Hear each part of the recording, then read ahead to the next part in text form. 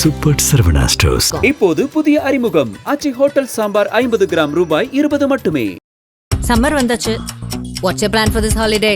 எங்க கிட்ட விட்டுருங்க, நாங்க பாத்துக்கிறோம். GT Holidays, South India's #1 travel brand.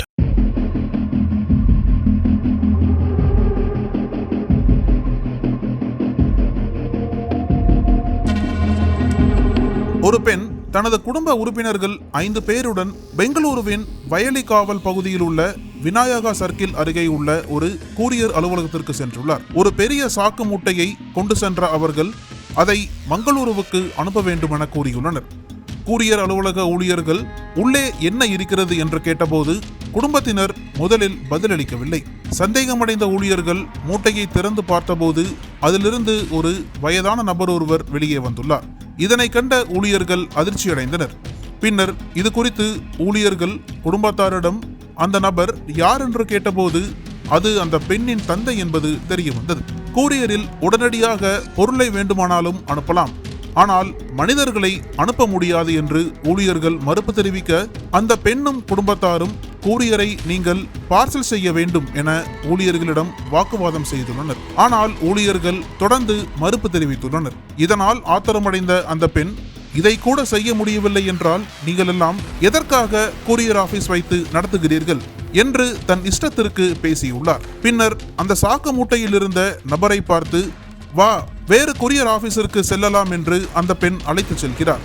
இதற்கிடையே கூரியர் நிறுவன ஊழியர்கள் காவல் நிலையத்திற்கு தகவல் கொடுத்துள்ளனர். அதன் பேரில் சம்பவ இடத்திற்கு வந்த போலீசார் சாக்கு மூட்டையில் இருந்தவருடன் அந்த குடும்பத்தினர் 5 பேரையும் காவல் நிலையம் அழைத்து சென்று விசாரணை நடத்தியதில் திடுக்கிடும் தகவல் வெளியானது.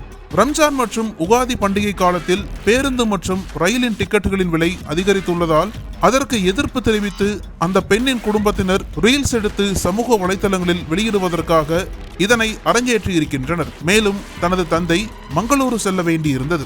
ஆனால் பேருந்து கட்டணம் அதிக விலையில் இருந்ததால் அவரால் செல்ல முடியாத நிலை ஏற்பட்டது.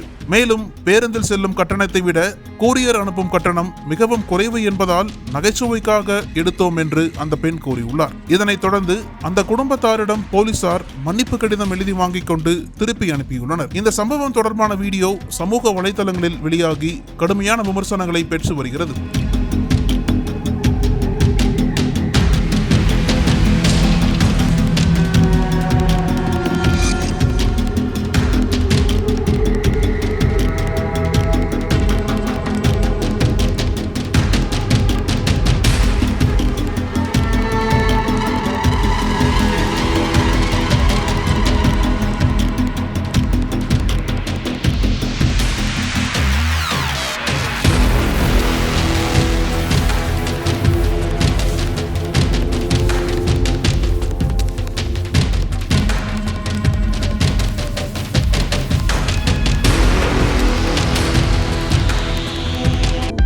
அனல் பறக்கும் செய்திகளை அப்டேட் செய்து கொள்ள நக்கீரன் களத்தை இப்பவே சப்ஸ்கிரைப் பண்ணுங்க.